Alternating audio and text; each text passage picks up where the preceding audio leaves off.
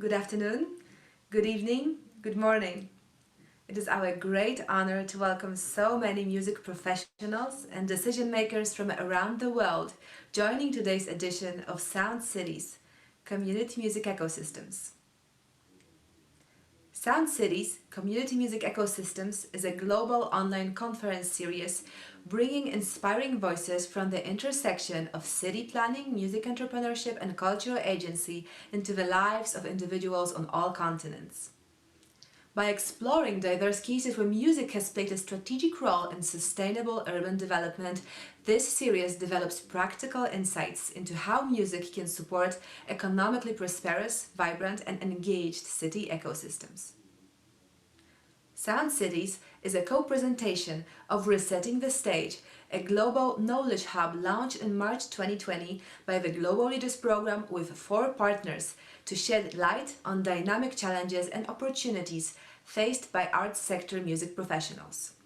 We are thrilled to have you join us today in this special series by participating, exchanging, and discussing with a group of invited guests how music infrastructures can drive development in cities and regions. The Global Leaders Program offers an Ivy League curated executive graduate certificate in social entrepreneurship and cultural agency. Each year, 60 music professionals, distinguished by proven accomplishments and a persevering commitment to creating change, become part of an international cohort. Led in partnership with 9 top universities, among them Harvard, Duke, Georgetown, NYU, and McGill, the Global Leaders Program's faculty includes Nobel Prize recipients, Grammy winners, and TED presenters. Sound Diplomacy is the leader of global music ecosystem movement.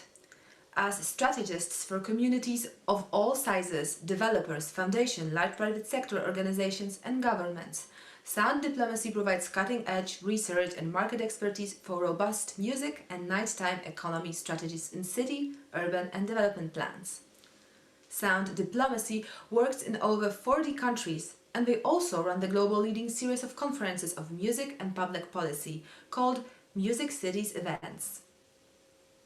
The David Rockefeller Center for Latin American Studies at Harvard University, known as DRCLAS, works to increase knowledge of the cultures, economies, histories, environment, and contemporary affairs of Latin America. DRCLAS provides resources and support for Harvard faculty doing work related to Latin America and offers a range of programs that bring together scholars, Harvard students, and professionals from a wide range of disciplines, allowing for unique cultural and academic exchanges. Cultural Agents is an initiative at Harvard University and a public-facing NGO. Its mission is to provide academics, artists, community leaders, and active citizens with a platform to revive a long humanistic tradition that combines arts and research in the service of civic development. By identifying projects that develop socially productive artistic practices as cases for culture, the initiative and the NGO support good leadership for human flourishing. Solar Art Management is an Italian cultural management organization based in Rome that promotes the growth of young musicians and higher education in music, as well as the knowledge and appreciation of diverse musical cultures and their respective educational models and traditions. Today's session is jointly supported by Resetting the Stage and its partners, including the Spanish Association of Symphony Orchestras, Classical Next, Colombia's Banco de la República, Fundación BBVA, and Fundación Bolívar da Vivienda. Before introducing today's distinguished speakers, I would like to share brief housekeeping requests to help make today's session more interactive and engaging for all of you. At the bottom of the screen, you will see a control panel with the chat. Please go over now and write your name, country of residence, and your organization. In the control panel, you will also find a Q&A button. You are encouraged to engage directly with our panelists by posing a question for them in this questions and answers box. Please submit your questions as early as possible, as there will be a limit to how many can be answered during the session. Finally, at the close of today's session, you will be prompted to complete a brief survey that will appear on your screens. We kindly ask that you share constructive feedback or suggestions for future sessions as we continue to evolve with this growing series to address topics and challenges of relevance to all of you working in this sector around the world. And with that, let's get started.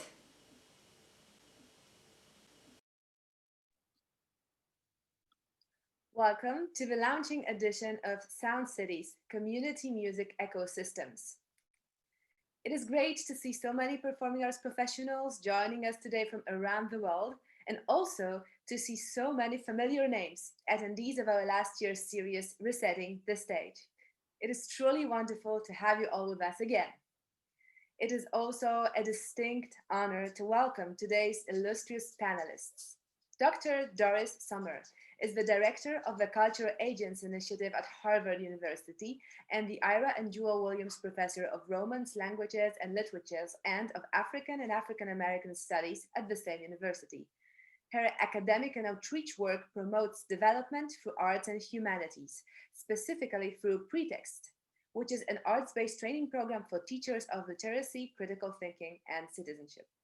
Originally from Toronto, Canada, Dr. Shapiro has worked in the music industry for over 15 years. As president of Sound Diplomacy, he has defined a new way to think about the value of music in cities and places, and has influenced over 100 cities to invest in music and culture. He is also the co-founder of Music Cities Convention, the world's largest event bringing together the music industry of city planners, developers, policymakers, and executives. Before we begin today, it is my pleasure to introduce our moderator, Alexandra Solea, to set the stage for where our discussion begins. Dr. Alexandra Solea is an international relations and cultural affairs professional, entrepreneur, and musicologist. She received her PhD in History and Analysis of Musical Cultures from La Sapienza University of Rome and is currently the director of the Masters in Arts and Culture Management at Rome Business School, Italy. Pleasure to have you all here with us. Alexandra, the floor is yours. Thank you very much for joining us today, ladies and gentlemen. It's exciting to see people connecting from such diverse regions of the world. As the pandemic has exacerbated political, social, and cultural challenges of the world, the art sector has confronted pressing questions, which we have explored in 2 seasons of a series that we created in 2020 called Resetting the Stage. Today, as we start this new series, we'll circle back some of these questions, but we'll also pose new ones. What can we do to strategically develop a city's cultural ecosystem that ensures prolific artistic work? How can artists create socially productive practices that support local sustainable development? What happens when music is placed at the very center of urban development by helping to boost economic growth and social well-being?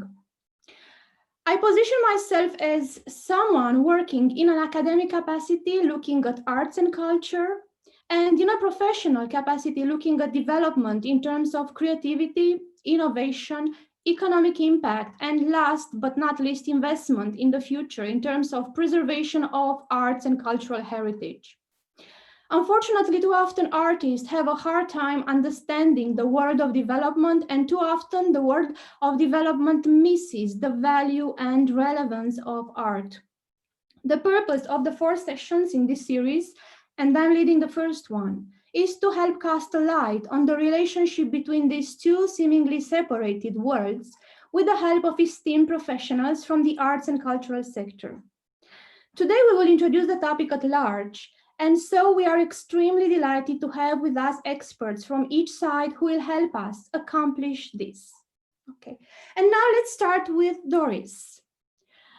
Doris, in your work as director of the Cultural Agents Initiative, you have identified projects that help, and I quote, revive a long humanistic tradition that combines arts and research in the service of civic development. Could you tell us what you mean by that? Yes, thank you so much, Alexandra. Thank you so much, to everyone from the Global Leaders Program. I'm delighted to be here to meet Shane as a result of this meeting.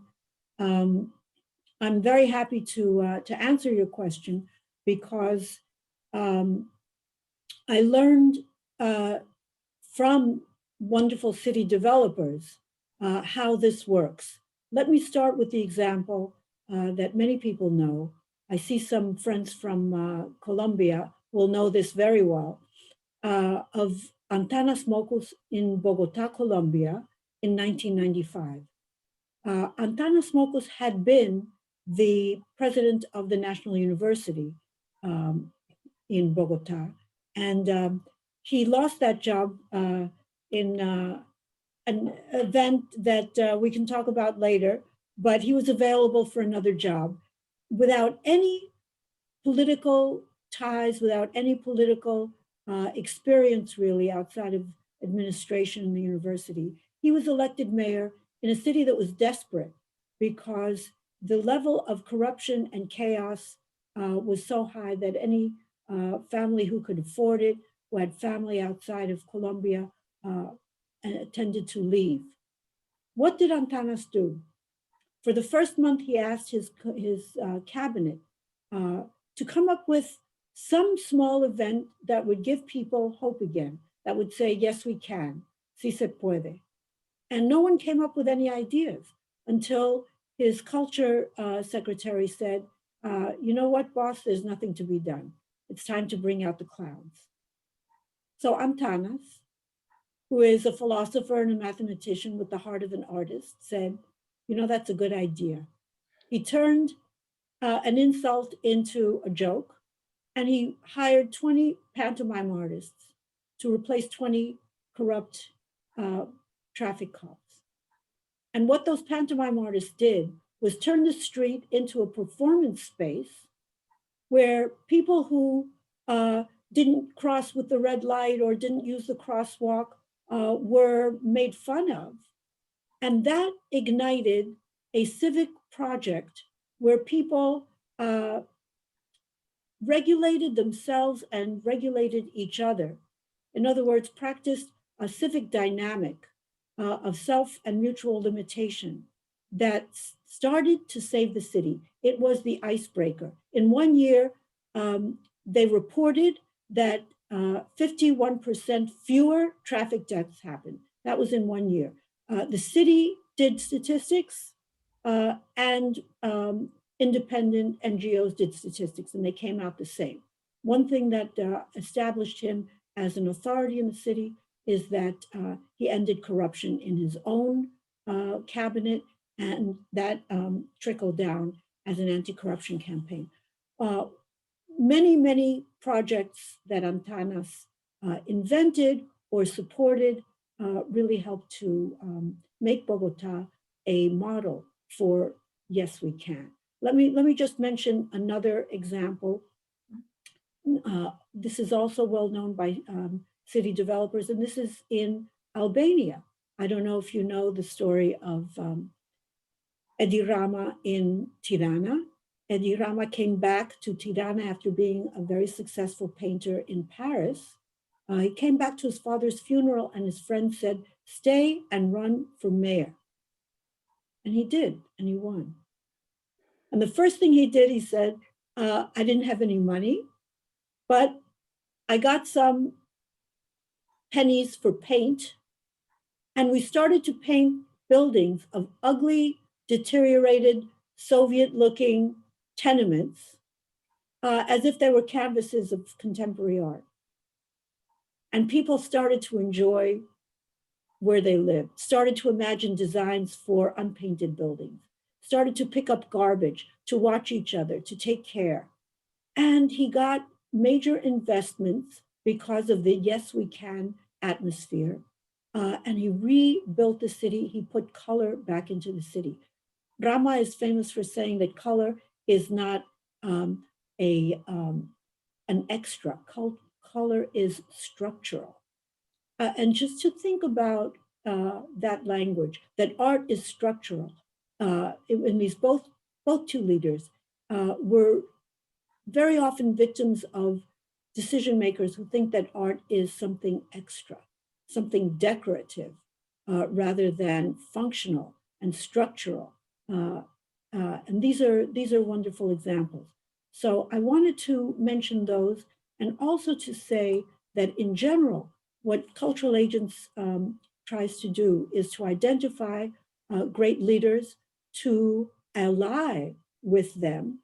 This is why we ally with the Global Leaders Program, because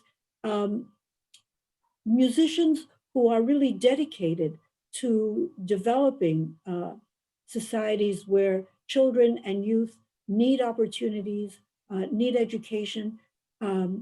These musical entrepreneurs and educators understand, and especially in the leadership of the GLP, understand that we can include literacy, a love for learning anything, along with a love for learning music.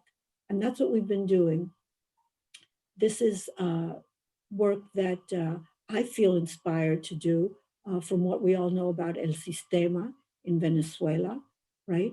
Where we can engage kids in after-school programs which are sustainable, just for the love of doing music and of doing it with each other. Because when we teach music and literacy and all the other arts in groups, people learn to enjoy each other's company. This is a very important principle in democracy. What we are losing in democracy is the glue. It's sociability. It's wanting to be with each other and to enjoy each other's creativity. This is what public arts do. They don't only offer symbols and offer great products. They offer the process for people to discover how interesting, engaging they are with each other. One of the projects that we would like to promote, and I invite everyone to think along with us, this is a new idea, and it counts on the collaboration already. I want to mention Rainer Kern, who runs a very important jazz festival in Mannheim, Germany. And I know Mannheim will be one of your featured programs.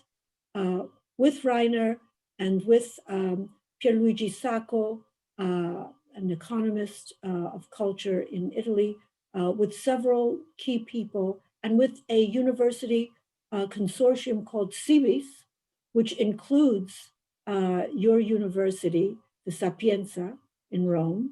With Civis, we're launching Renaissance 4.0. How do we use the idea of a Renaissance, of a collaboration among governments, economies, artists, to ignite a new excitement about life together? Today, it's democratic life, which is losing the excitement, losing the sociability, and doing arts together can, as I say, dedicate ourselves as individuals and as collectives to grow together and to sustain a very precious and precarious political artwork called democracy. Okay, so thank you so much for inviting me to make those comments. Thank you so much, Doris. Thank you for the wonderful examples and for the wonderful description of the political, cultural and social scene that we are all experiencing right now. And thank you for the optimism. We have to turn back to optimism. We have to search for the beauty inside of us, and we have to put it in the service of the society. I'd like to remind audience members that the earlier they type their questions in the Q&A box, the better, because there will be a limited time to go over questions at the end of the session. Okay, let's turn now to Shane, because the work of artists doesn't happen in a vacuum. Artists work within city ecosystems, and Shane, in his work as founder and president of Sound Diplomacy, has spent a lot of his time helping city planners, developers, and musicians understand how they can strategically develop these ecosystems to lead to both economic growth and prolific artistic work. So let's start with definitions. Could you explain what you mean by music ecosystems and how these can be intentionally developed? Yeah, of course. Thank you so much. Again, it's incredibly intimidating to be surrounded by Doris and global leaders. I feel like I've been, I'm usually the guy upstairs when the party's happening downstairs. So I hope, and I'm seeing a lot of Canadians as well and people from London. It's a real privilege. First, so how we define the music ecosystem. Define the music ecosystem as anything within an urban settlement, essentially in a city, in a town, in a place that music impacts. So whether it is pursuing music from an economic perspective, i.e. Some sort of job in the music industry, whether it's on the business side or on the performer side or on the supply chain side. But in addition to that, it is the impact that music has on who we are as people and our way of life. Remember that music's our universal language. We all speak it. We're all born with an instrument. And music has this incredible power to positively impact pretty much anything in regards to human connection. So when we talk about the work of a music ecosystem, it's how music can add value to something else and how by adding that value to something else, musicians, the music industry benefit. So in our work, we work a lot, obviously, as you said, with cities. So in our definition, the music ecosystem is split between the live sector, and that includes planning and licensing and building codes and how cities are designed and how alcohol is regulated and all sorts of boring things that I'm not going to talk too much about, but matter. And then on what we call the creation of the recorded side. So the importance of music externally in our lives. So the role of music to making us happy, cognitive development, healthy aging, just music from a mood perspective, in addition to music as a commercial pursuit. So pursuing music industrially, which unfortunately in many countries in the world is not seen as an economic pursuit. So we work really hard to identify and define how music impacts as much of what makes us human as possible. As we always say, we're music people for non-music people. Most of my day, I talk to people who don't get it as much as I'm sure everyone on this call, and don't have this, this passion for music. They have an appreciation of music, but a passion for music is different to an appreciation of it. And often the passion for music is a passion for a particular type of music, which sometimes ends up clouding your mind about the overarching benefits of music as a vocation and as a discipline, regardless of the genre.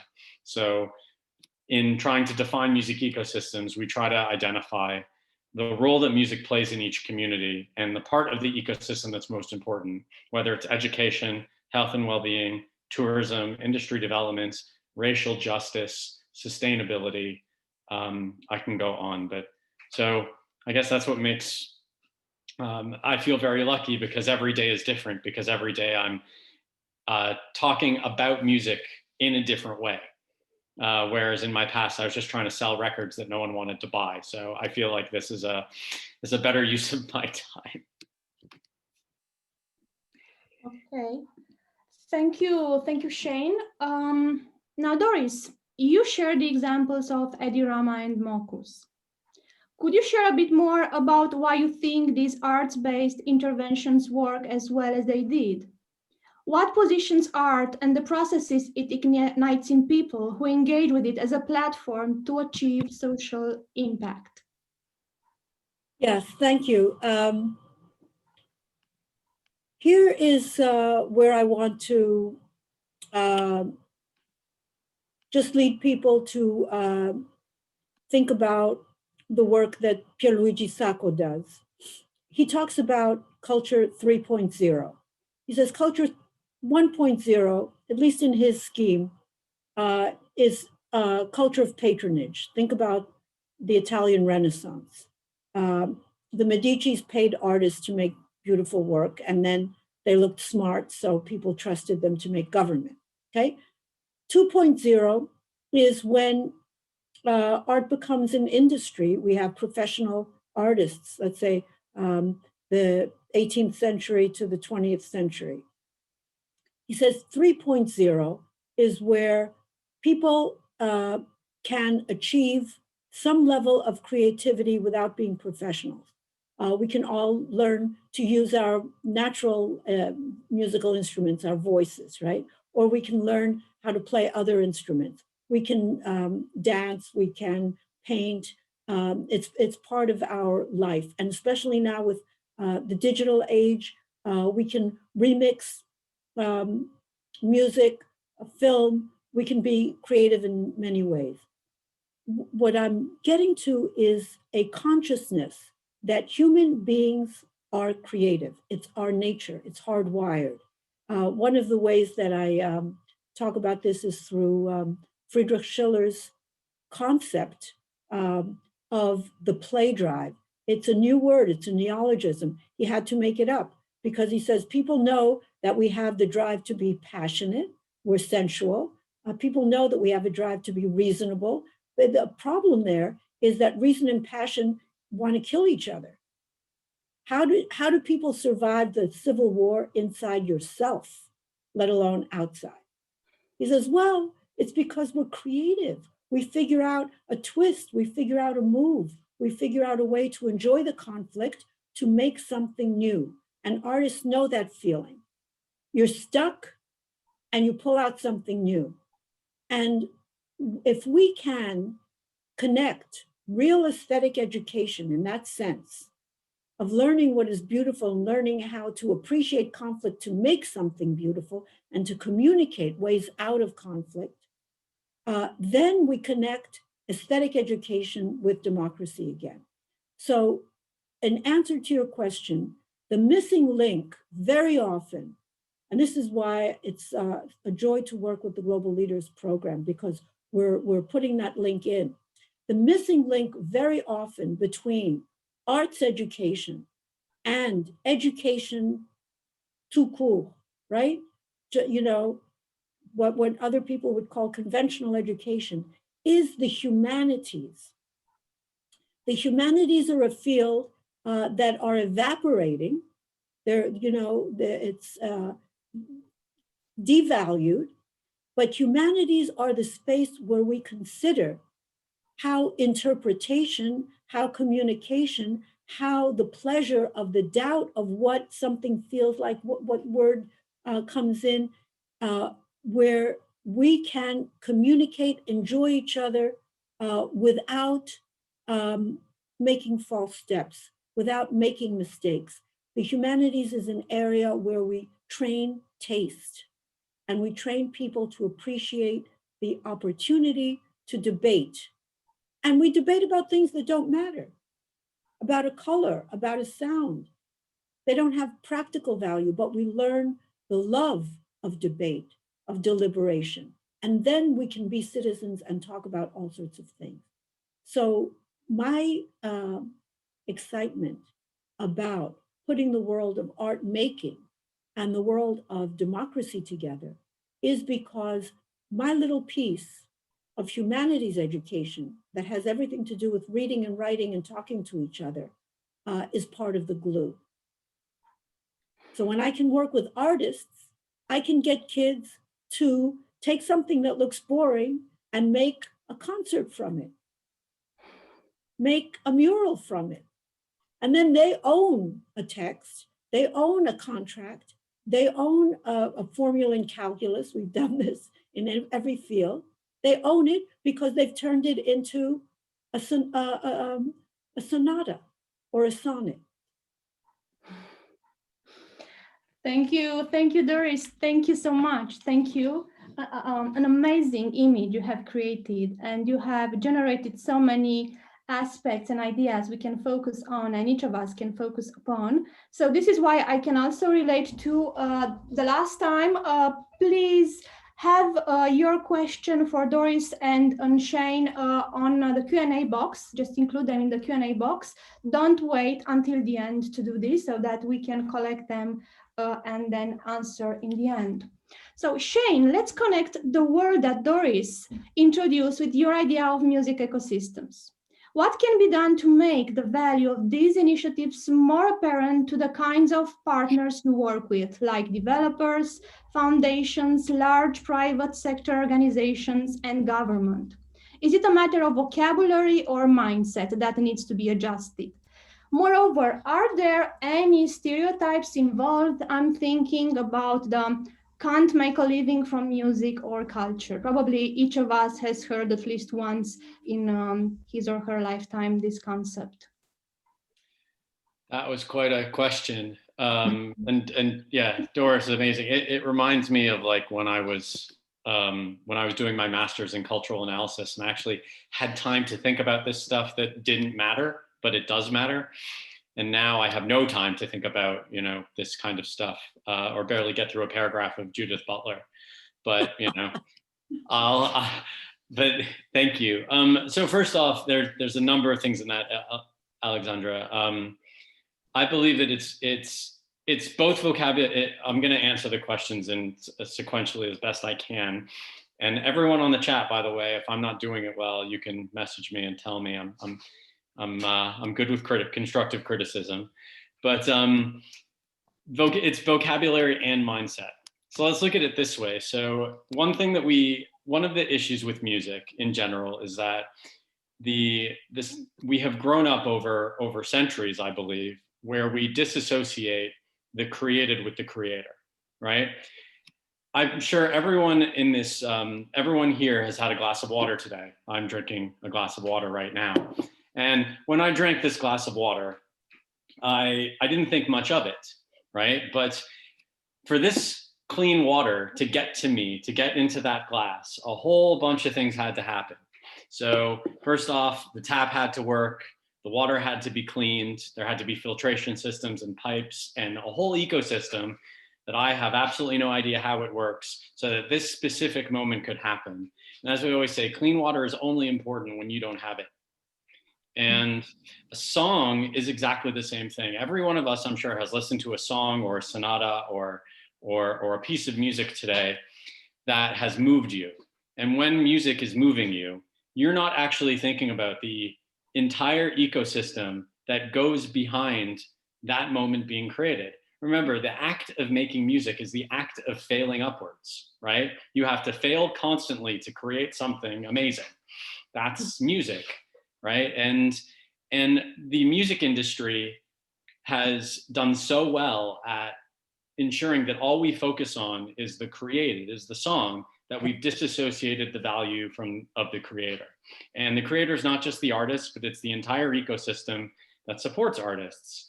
When you're at a concert and you're loving, well, when we're hopefully able to go to concerts again, and we're immersed in that amazing song, we're not noticing the caterer behind stage or the tour manager or the entire supply chain that happens. And same in a music venue, when there's between 20 and 25 different jobs being created, you know, at a music venue or a nightclub, that has to happen at that exact moment for that artist to be successful, right? From bartenders to security guards to advertising to legal to so on and so forth.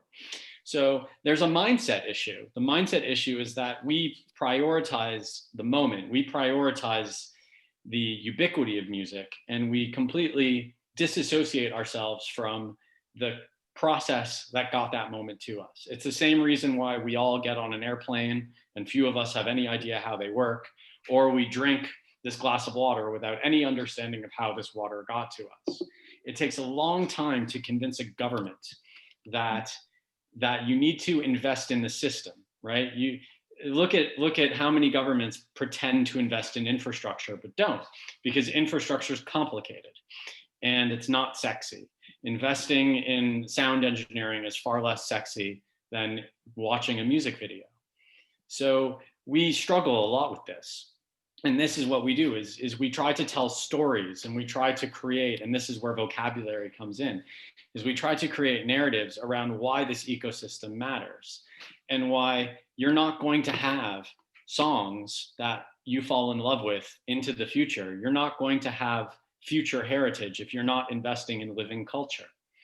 And that is a consistent issue that we face. And this means that we tend to prioritize things that are familiar to us. This is the implicit bias that we all have as human beings. There's some music that I love personally, and there's some music that I do not understand. And I'm going to be the first person to say that I appreciate, but I just do not understand most classical music. It's just, I grew up in metal and hip hop and all this, and I love Beethoven and I love Bach, but I don't have the understanding in my brain to differentiate what's good and what's bad. Whereas with a metal song, well, certain types of metal, I do. But I still will work, I will do everything in my power to promote and support the need to create music that I don't understand, because music is important. But unfortunately, this is not the way it works in how decisions are made about finite resources. So decisions around supporting the arts and supporting music and culture in terms of ecosystems are made based on foundations, admittedly mainly classist and racist, that have been codified over a long period of time to prioritize certain things over other things. And when you build that on top of a system that prioritizes the value of the created, the song, and kind of disassociates the creators from that song, we end up in the ecosystem that we're in now, where we all have infinite music at our fingertips through streaming providers and YouTube and so on and so forth. But very few people understand the ecosystem that pays those who are responsible for it. And it means that you can create inequitable ecosystems related to that. So the problem in terms of music ecosystems is explaining the ecosystem. So there's a vocabulary issue, and I use the words workforce development a lot in the United States because Americans love those two words put together. Or I use social inclusion in Germany. Or I will pick the words that make the most sense for the government. But it's also a mindset. And I'll end saying that most governments around the world have no experience at dealing with this. So I kind of feel that we need to give everyone a bit of slack. Like America still doesn't have a Department of Culture. I find that quite interesting. The United States still doesn't have one, for example. The only reason Canada has one is so it's not the United States. And I have some understanding of that because I wrote my PhD on this topic. But I know about 30–40% of countries around the world lack the collection societies, or what we would call CMOs, right? The organizations the police that find out where music is being played and ensure that the rightful rights get to the creators and the publishers. If you're an artist in Liberia, a country that I have some experience in, good luck. And then you're stuck on YouTube, right? I said I froze. The US doesn't have a Department of Culture, right? So apologize if I froze. So I believe that we have this incredible opportunity, which COVID has actually exacerbated.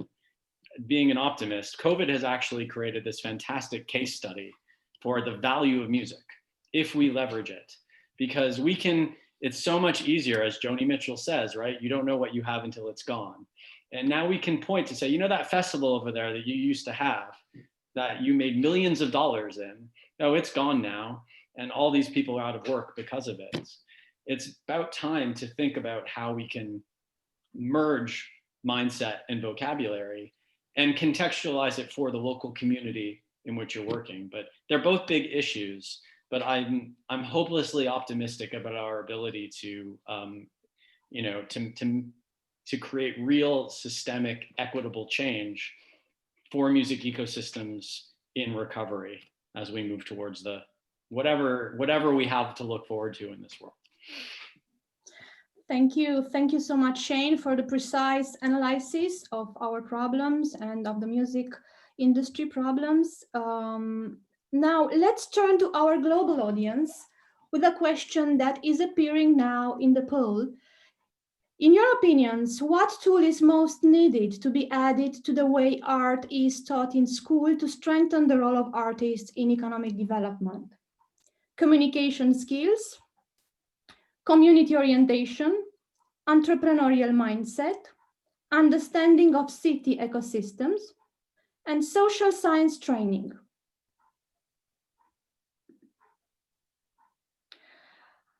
As we wait for results to come back, and we are going to give the audience a few seconds to think about their answers. Let's hear from Doris. Given your background and experiences both at Harvard and out there in the world as an ambassador of pretexts, which one of these stands out to you and why? I'm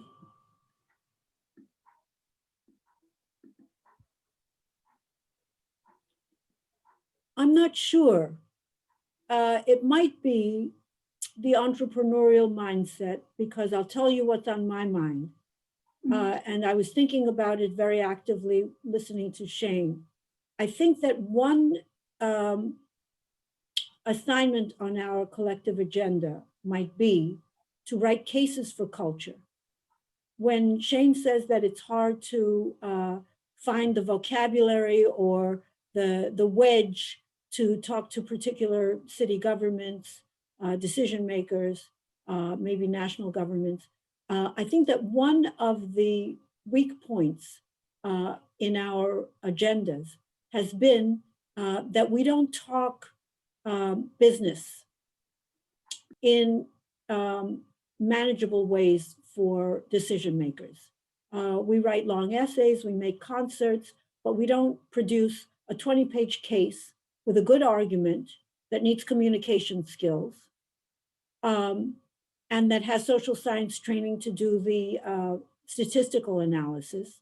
If we could produce cases for culture, I think we could put them on the desks of decision makers and say, look, read this in half an hour and then we'll talk. Because the cases that Shane was talking about what it means to lose a concert. Here are the numbers. What does it mean not to teach art in schools? Here's the dropout rate. We know that these things go together, but we haven't developed them in a simple essay genre that anyone would recognize. So one of the projects that we have with cultural agents is to do a journal called Cases for Culture. So start to prepare them because we have a place to publish them. Yeah, it's yeah. Can I chime? I completely agree. It's the universal language of impact, Doris. We obviously do a lot of work in this regard. Most of, to be honest, how we get paid as a company is telling people how much, putting numbers to things, how valuable something is. And that's, I have economists and researchers who's that's all they do every day, but it's still difficult. And there was a question that I just tried to answer in the Q&A, which says, well, how do you get people to care about music and arts when the queues at food banks are as long as they are?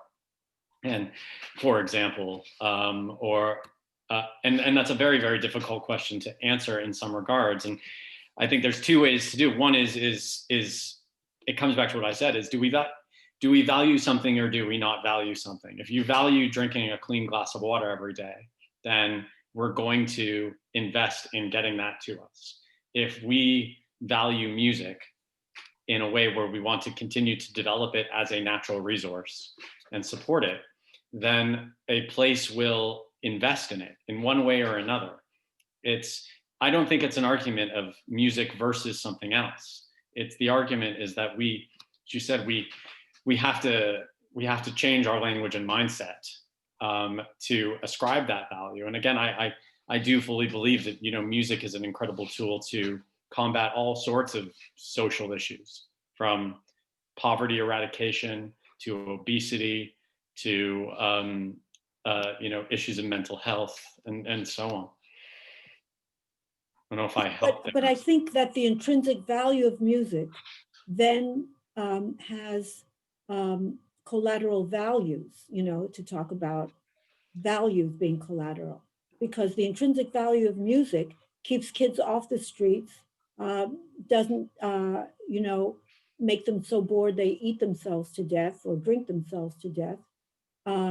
And those mental health, physical health, violence prevention effects can be part of the value that we argue. And they stem from the intrinsic value. We've been shy to talk about that. We have felt that any instrumental argument lessens the nobility of what we do in arts and the humanities. And I think we have to get over that stigma. Yeah, we always say it's really hard to stab someone when you're playing guitar. Like, try it. It's just, and it's true. And also we kind of, policy can be proposing policy is very binary, right? You're either left or you're right. You're red or you're blue. Whereas the solutions are always in the middle. And it's not invest in music or don't invest in music. Most places in one way or another invest in music, even, and also a lot of places that are not, let's say, pursuing policies that are of benefit to their constituents actually invest heavily in music. The per capita, the largest investor in music education in the world is North Korea, hands down. Right? So yeah. I find I think that we're evolving into this kind of next level conversation that is part of this continuum of thinking a little bit more in the grays, right? Around the concept of music and urban settlements or music in cities and so on and so forth. It's a very interesting case about Northern Korea. I didn't know that, but the first thing that pops out in my mind is bread and circus, right? If you want to keep a population down, just entertain them. And this is where the humanities links in, because if part of music education has to do with thinking about it and talking to each other and coming up with different interpretations, it's very hard to have a dictatorship. When you have a rich humanistic culture that enjoys debate as well as beautiful things, likes talking about them from different perspectives, it's very hard to have, a one-way thinking pattern. So, yeah.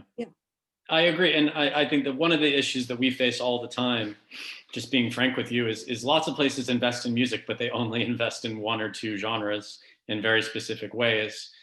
And again, I'm not going to criticize one genre over another, but there are some forms of music that are criminalized, and some in markets where investment in infrastructure related to another form of music is very high.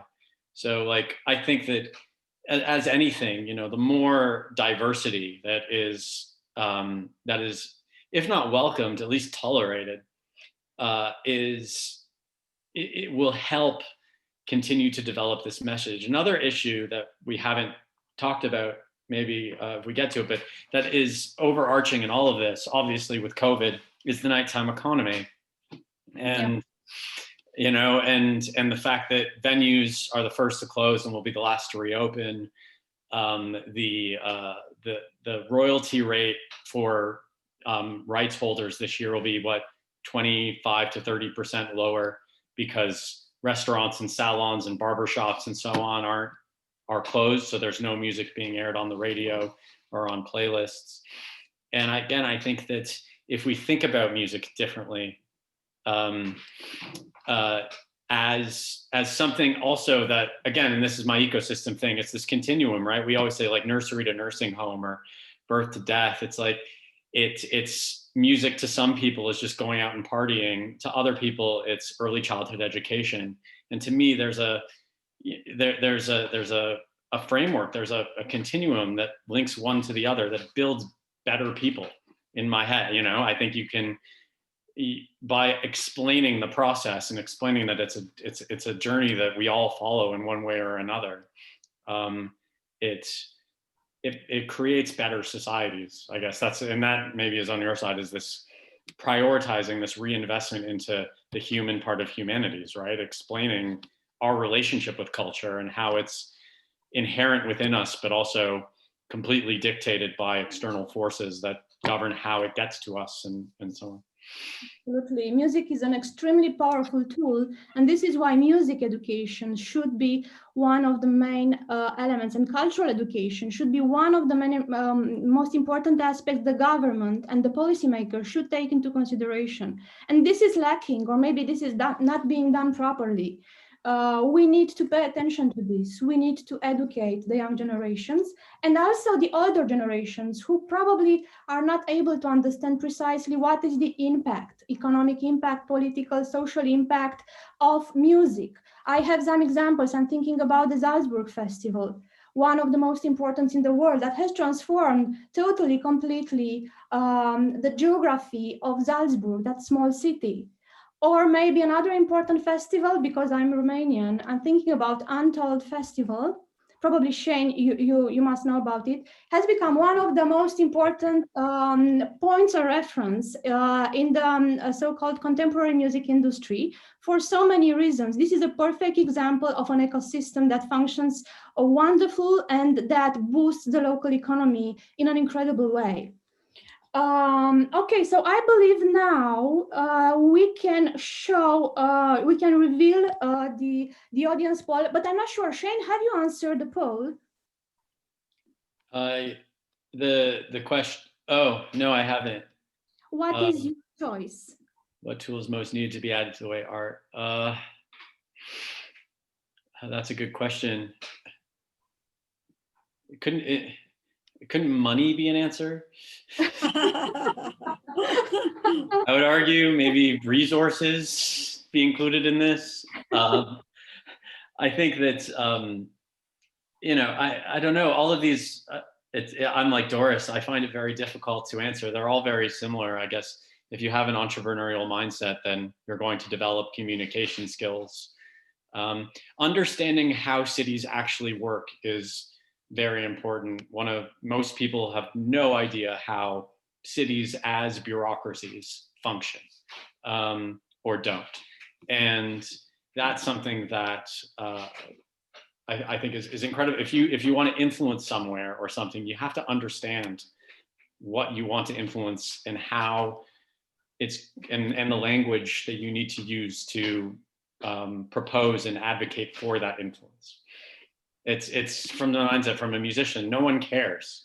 You have you have to make them care. Show them that you care more about what they want, and then they'll care about what you want. Thank you so much. Thank you. We also have the results. I don't want to disclose the results because they are going to be shown right now on the screen. But I just want to say that you have actually identified exactly the answer, the correct answer of coming from the audience. And we have. Can we have right now? Can we see the results on the screen? We can see them. Yeah. Mm-hmm. Entrepreneurial mindset wins the day. Followed by understanding of city ecosystems on the second place. There's a really interesting, sorry, Doris. No, I was just going to second what you said at first, that an entrepreneurial mindset needs all of those other elements. No? You have to know where you're landing. Yeah, I think one thing, there's a really interesting comment as well by Michelle, I think, as well about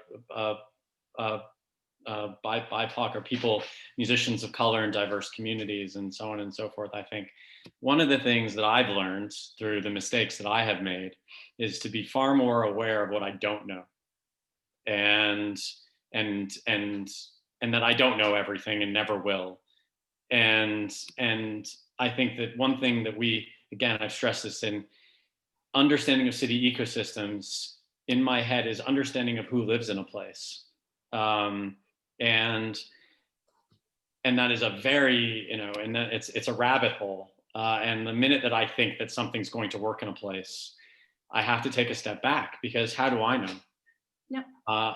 My job is just to try to present the question better and encourage those who are impacted by it locally to see that an answer is of value to them.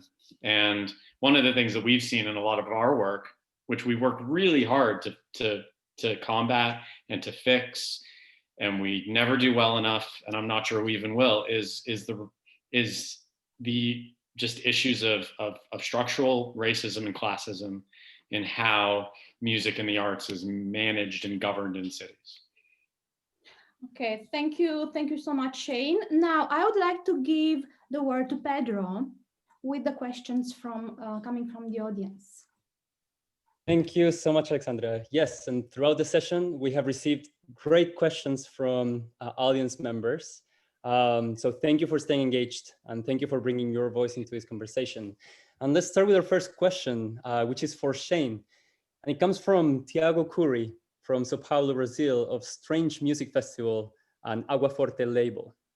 Tiago asks, is there a role for independent artists or small arts institutions to directly engage the kind of big public stakeholders that you work with? For example, in settings where there isn't an entity like Sound Diplomacy already working on this on behalf of the arts, what can artists or arts organizations do to support this process directly? I think just continue to do what you're doing. Just be, I think nothing happens without artists, right? And if artists aren't happy, start over. That's what we always think. And nothing. I think we have to, and I struggle with this. We have to think what is achievable. And I would argue that in your community, really understanding what you want to fix and being very specific about it, saying that I want to make things better in some in a cloudy kind of way, it doesn't mean anything. And as we say, cities, you need to have very specific asks. So pick a battle that that you think that you can start having, and then just talk about it, right? Even within your network, and do it in a way that isn't criticizing anybody, but acting supportively. So in some places, it's issues of, sometimes it's simple issues of representation and recognition, and that just takes time.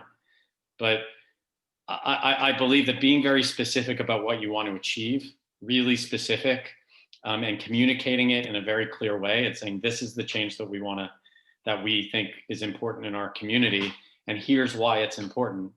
And if you have some numbers that you can throw into it, always good, I would say. But you, as an artist, you're far more powerful than you think you are.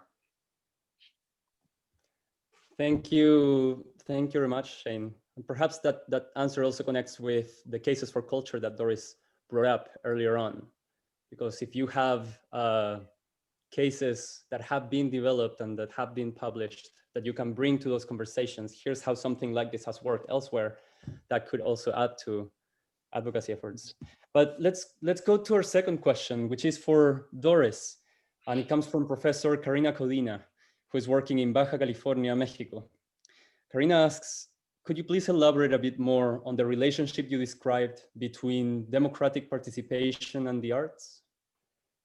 Yes, I saw that question. I was very glad to see it. Thank you, Karina. If you think about the delicate, as I said, experiment of democratic governments, they were put together on purpose with a contradiction in the heart. Democratic republic is a paradox. Democracy means that the main value is inclusion. And republic is a liberal word, which means that everybody competes to see who gets the biggest piece of the pie. So inclusion and competition are two opposite foundations for the countries we live in. And the conflict itself is made to be irritating. I mean, if you read theorists on this, the irritation itself gives the dynamic so that you don't get a dictator on one side or another, okay? I mean, Rousseau wanted everybody to be included, but he would decide what the general will is. So you have a dictatorship of, a democratic theory. You need the tension.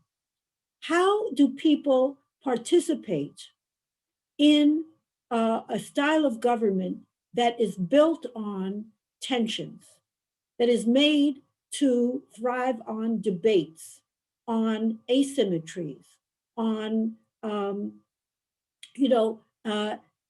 dissonance in music, not only harmonies. Okay, how do we make a taste for that kind of dynamic?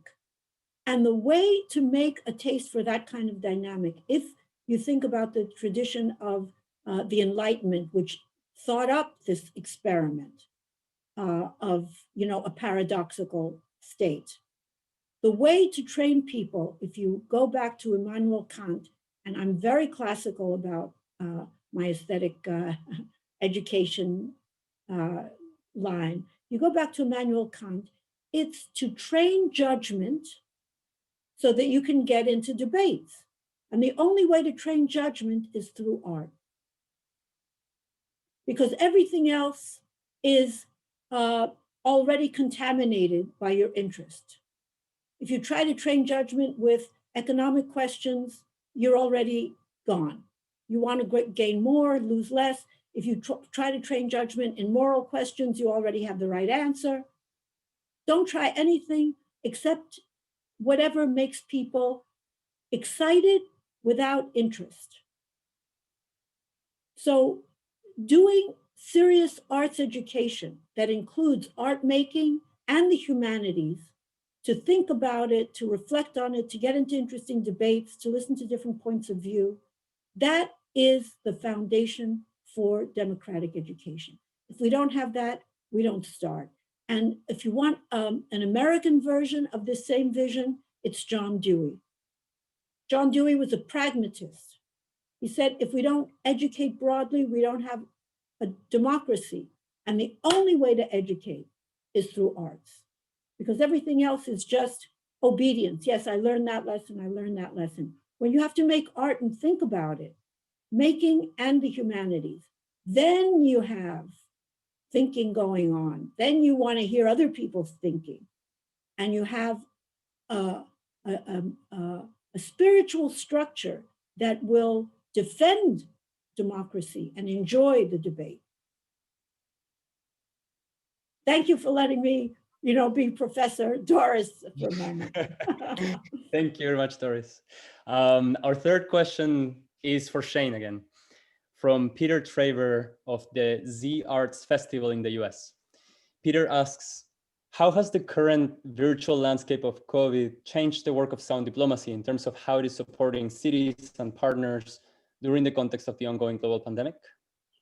Yeah, I sent him a little answer. It's made it hard, but also it creates a lot of opportunity. One of the things that COVID did is it initiated, significant change in city permitting bylaws that would never have been possible without COVID. If anyone here lives in New York City, just certain things happened in 2 weeks that they've been advocating for 25 years.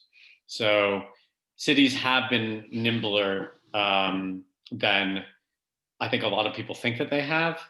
In terms of supporting music ecosystems, virtually it's been challenging. So there are a couple initiatives that we're working on, white labeled live streaming portals for cities so they can create like city open mic nights online in ways that artists are going to be paid. So the system is in place behind the scenes. Making permitting procedures online, better mapping of music and cultural assets. We do a lot of infrastructure and ecosystem mapping for cities and places. If you don't know where something is, then it's a struggle to write a policy to support it. So creating better policy, better mapping, we're doing that as well. We have seen an uptick in cities all over the world really interested in engaging with culture and music more, but a lot of it is mainly out of staging events, later this summer, early this fall, rather than thinking about kind of systemic regulatory issues that need to be looked at. But a lot of there are cities that have been thinking long and hard about their zoning bylaws that I never thought we would ever politically be able to liberalize or reform zoning to make it more pro-business. For example, there's one city in the US that has made it much easier to stage all ages concerts after the pandemic, where it was pretty much illegal prior to the pandemic. And those are types of things where what we're looking at is how cities can make a more pro-business environment for those who invest in or perform music. Recognizing music as a profession within the Chamber of Commerce is another one. There are a number of other initiatives virtually or online that cities are doing. Thanks so much, Shane. Our next question is for Doris from GLP cohort member, Michelle Dill of the University of Tulsa in the US. And she asks, I'm an arts commissioner in my city. We have a very narrow mandate in serving the city. Do you have any advice for the best way to begin a conversation about the need for an arts and culture department for the city? How can I get others to see the same importance that I do in this relationship? Well, thank you for that question. It may be much better answered by Shane because he has a vision and experience. We work in Tulsa. Oh, wonderful. Then why don't you take it?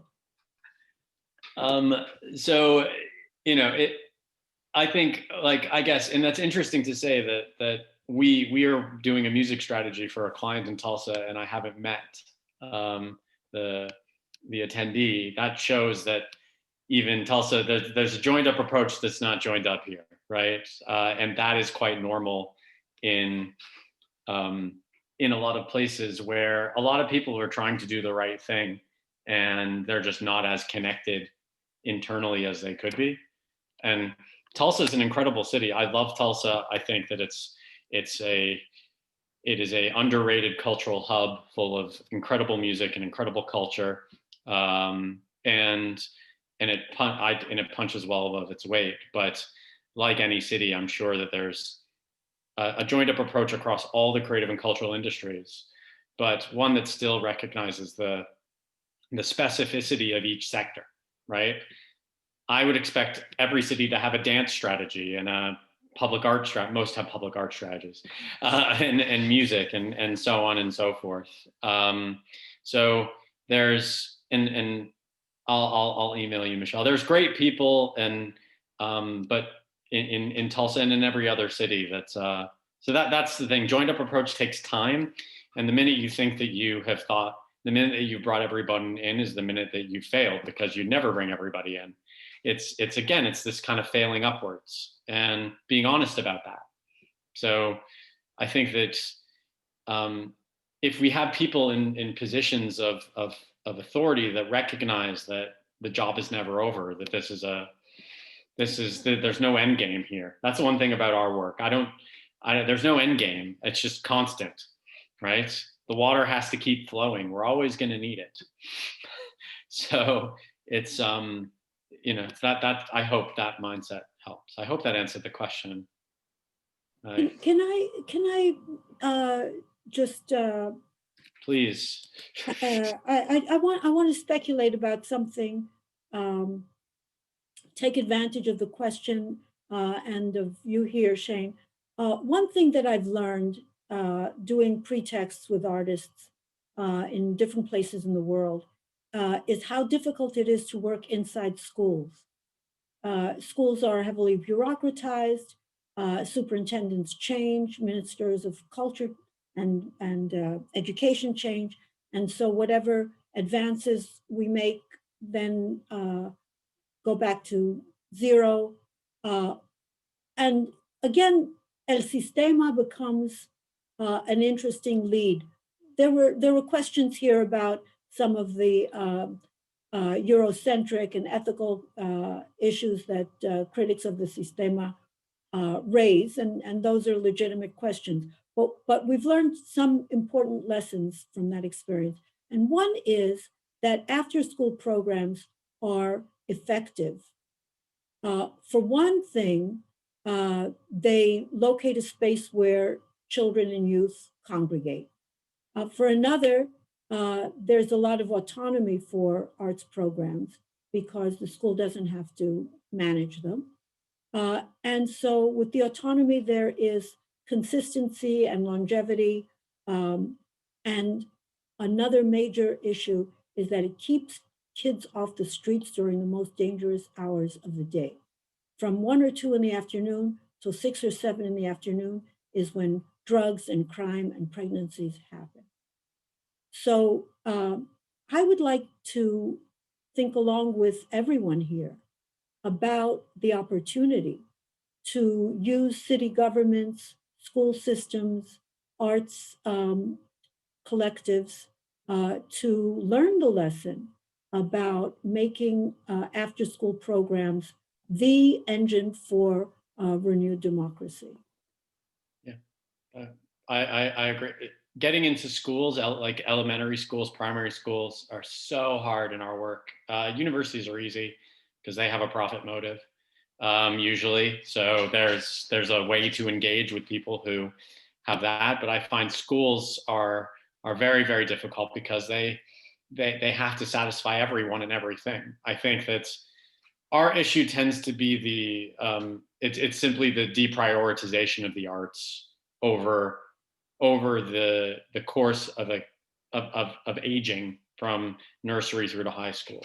Is that math remains a priority, but music and the arts, it becomes optional in the 10th grade. And I think it's something that it's a resourcing issue in most cities. It's not that they don't want to teach music, it's just that it lacks the resources.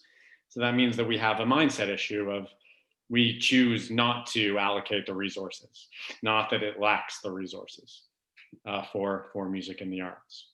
But what if a city would allocate resources for an after-school program? Yeah, that would, after-school programs are like the Al system. Yeah, the model there are incredibly powerful. There's one of my favorite examples is in Denver, an organization called Youth on Record. Everyone's heard of youthonrecord.org. They're brilliant. And it's essentially that they hire musicians to teach music in schools, but then it's essentially an after-school program for at-risk kids. Ended up building a studio in a what is now quite gentrified, but at the time less gentrified neighborhood. And then the at-risk kids started to make music with the teachers, and they put records out together. And now they have a record label, and they've got a management school and all sorts of a DJ school as well. And it's run by incredible people. So, but after-school programs are gold. We find. You're right. It keeps, and that's a huge problem here in the UK, is the closure of what used to be called Sure Start centers. So, in the UK, they had these youth clubs called Sure Start centers, and many of them had makeshift recording studios in them. Just like a recorder and a mic, so you could you could create some rhymes or some beats. When those closed, a lot of the kids had nowhere to go, so they ended up on the street. And when you're on the street, you're looking for something to do rather than being given something to do. And that's it's something that we're now, that's what increases crime and antisocial behavior. And all sorts of other issues that I believe music and the arts can help combat. Thank you, Shane, and thank you, Doris.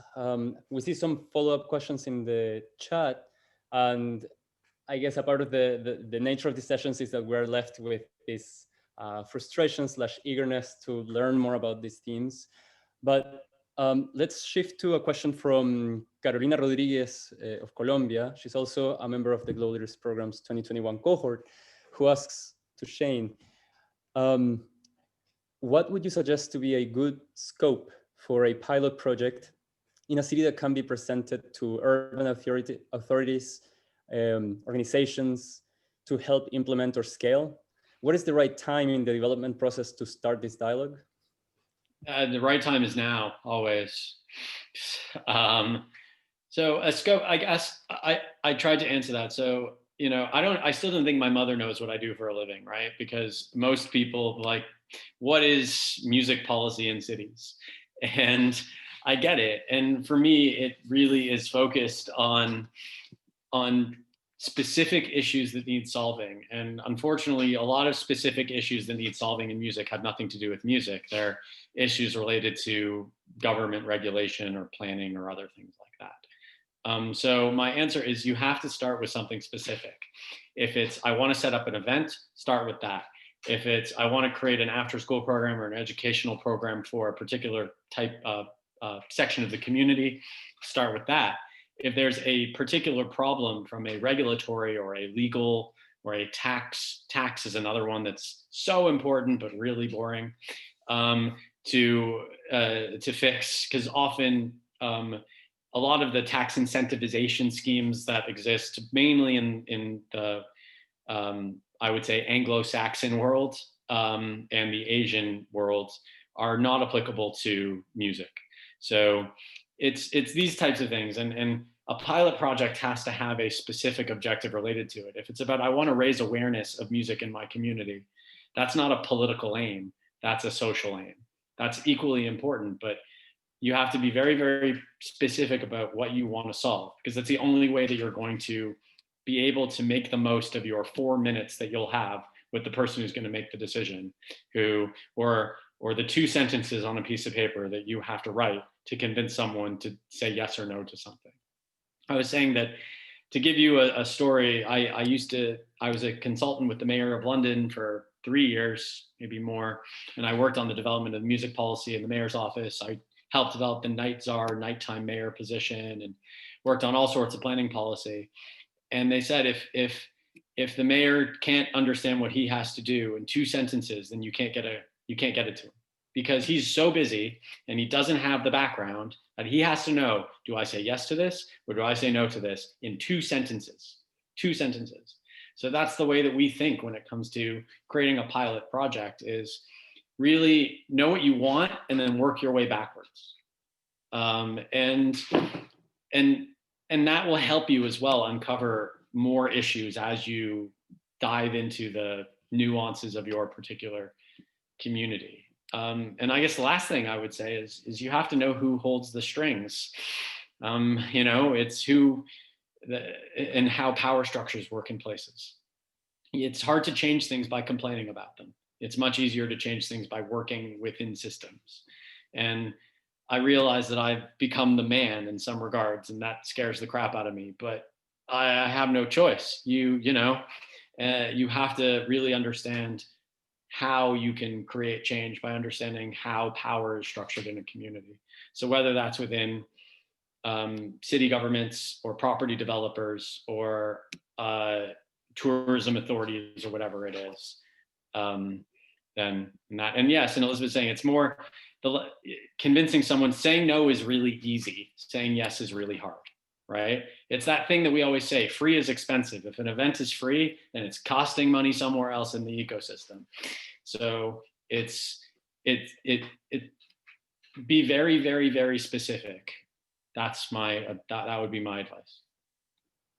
I hope that answered your question, whoever asked it. And thank you for the question. Thank you, Shane. Really valuable thinking of the profile of the cohort of the GLP, which is the person that raised the question. And maybe I'm looking at the time. One final question from our audience before passing the word back to Alexandra. And this one is for Doris from John Harrison, GLP alumna living in Canada. Could you recommend any kinds of spaces or formats that could be ideal to share, showcase, and open collaborations within our community arts projects that aim to move us to a 3.0 culture? Thank you, Joan. Yeah, just following the line of this conversation, what I think is an after-school forum, because what after-school does is convene students with artists, get parents involved. It's easy to invite city officials to concerts, to festivals, and it's a way to showcase what the arts do for a community. So I guess I know what I want, just taking Shane's advice, and that is to play with all of you in your cities, in your spaces, to think of a network of after-school programs that can jumpstart something so that we can get to the city government and say our 2 sentences, but not only with a proposal, but with a case. You know, we've reduced, we've reduced delinquency, dropout rates by 5% this year. Support us and we'll get to 15% by next year. So I really want to promote that idea with you. Anyone who wants to think along, and I'm going to ask Shane for his advice about how to work in Nashville. We're going to start in Nashville very soon. There's a new museum for African-American music in Nashville, and we're working with people in the Blair School of Music. So we're hoping to do the kind of collaboration that we started with the GLP, music and pretext, for the zip code in the United States with the highest rate of incarceration. It's Music City, and it's also Jail City. How do we take music as the resource for the malady of the same city? That's what we're about to launch. And I'm going to really invite you to help untangle us as we start. Yeah, I'd love to. Lots of work in Nashville. That sounds incredibly fascinating. There are some people that I think that can help. Nashville is a very fascinating place from a music policy perspective, being the trademarked music city. Right. So this will be in that in that spirit of an after-school program to keep kids off the street and to get their parents excited about kids who are engaged with each other. That's the democratic part of it, and with beauty, with music. Yeah. And with that, thank you both. I would like to pass the word back to Alexandra for a final wrap-up of the session. Thank you, Pedro. So much of what we heard shows how much of an opportunity represents connecting the words of socially productive artistic practices and development. And this is a big part of what I see at Rome Business School as director of the Masters in Arts and Cultural Management. One of the most common questions I receive from my students is about advice for the future. So my final questions to our panel is, what advice do you have for rising arts and cultural managers whose work supports artists within the ecosystems we have talked about today, and who will work to connect the world of art and development in the future? I want to say something very brief and then really listen to Shane, because he has a much more practical portfolio and practice. But what I want to say, and it's a response to one of the questions that we got, is that the way forward, I am convinced, is to make connections between arts education and education in general. If we continue to think about teachers of music as the spokespeople for music, we will make music education simply optional. If people in public health, in politics, in everything else, understand what music does, then we have an ecosystem, to go back to Shane's vocabulary. So that's my kind of coda on this conversation, to engage people in the whole range of fields. Otherwise, we're an extra that can be eliminated when people make budgets. Yeah. Thank you, Doris. Shane? Can you repeat the question again, Alexandra? What advice do you have for the students, for the young cultural managers, artists who would like to work to be successful in the cultural ecosystems, to create, to bring their contribution? Well, I think everyone on this call is already successful in their own right. They're a global leader. But it's always a tough question to answer. I think that none of us can change everything, right? I've certainly aged a lot running sound diplomacy for 8 years. I was far more idealistic in the beginning than I am now, but I'm still hopeful. And for me, I'm trying to get better at identifying the problems that I think I can solve, and then find people who are smarter than me or who inspire me that can help me solve problems that are bigger than myself. And I think that over time, I'm improved. I've learned how important that is to be focused on what you want to accomplish, be as specific as you can related to that, but also surround yourself with people who will push you to think about things in a different way. And so that would be kind of the advice, if that's of any advice. I think, we're really hopeful that this year continues to, I would say, legitimize, and maybe Doris is the word, legitimize or assert the value of music and culture in this context, music and culture in relation to urban regeneration, development, sustainability, all these things. I think that culture being a need to have rather than a nice to have is our collective fight. And I think everyone has to, I think if, again, we continue to collaborate whilst being focused on what we think we can change. Like one of the things that I'm launching this year that I welcome everyone to join me, which I'm super excited about, is a new NGO called the Center for Music Ecosystems that we're launching at the end of February, centerformusicecosystems.com. And our purpose here is to try to create better research to make these arguments far more salient and far more prevalent and far more impactful. Because one of the things we don't have is we don't have this global language. So we have a global language of music, but we don't have a global language of music policy.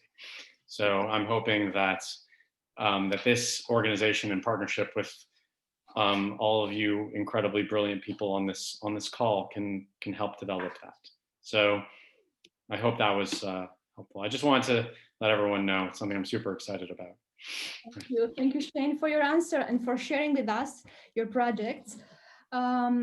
So before wrapping up this session, if you are interested in the themes that Doris and Shane discussed today and would like to connect with a community of like-minded people in every profession and sector working to increase the value of art in towns and cities all over the world, we want to invite you to join the Music City community by clicking on the link that was just posted in the chat. Yes, Okay. thank you. That's our network to try to bring the world together around this. We have, I think, nearly 1,000 people who've joined from all over the world, like 60, 70 countries. So it's quite impressive when you see people on the community say where they're from, and you're like, whoa. I learned that there's a music strategy being developed in Myanmar right now. So there you go. There's something I don't know anything about it, but I know who's leading it. And I'm sure that I can learn something from them. Absolutely. I will shut up now. No, thank you so much, Doris and Shane, for your contribution to today's session, which touched on arts and research projects in the service of civic development with direct impact at social, cultural, and economic level. The best strategies to develop music city ecosystems to lead to both economic growth and prolific artistic work. And also starting from the premises that music represents our universal language, as Shane has mentioned, and taking into consideration all the challenges musicians and music education face today. During this first session, we have explored how we, as academia representatives, cultural management professionals, artists, can support the cities to better leverage music projects. And thank you everyone for participating actively in today's session. I'd like to pass it back to Gosha so she can invite us to the next session of the series. Thank you, Alexandra. Thank you also for leading this super interesting session. And thank you to our wonderful experts for sharing their perspective. Thank you, Doris. Thank you, Shane. I'd like to invite everyone now to the next session of this series, Case Study on Frutillar in Chile, scheduled this coming Wednesday at the same time as today's webinar. Wednesday's session will explore the concepts that Doris and Shane introduced today in the context of UNESCO-nominated Creative City of Music, Frutillar in Chile, at the foothills of Patagonia. We look forward to seeing you all then. Have a great rest of the day, and thank you for joining in today.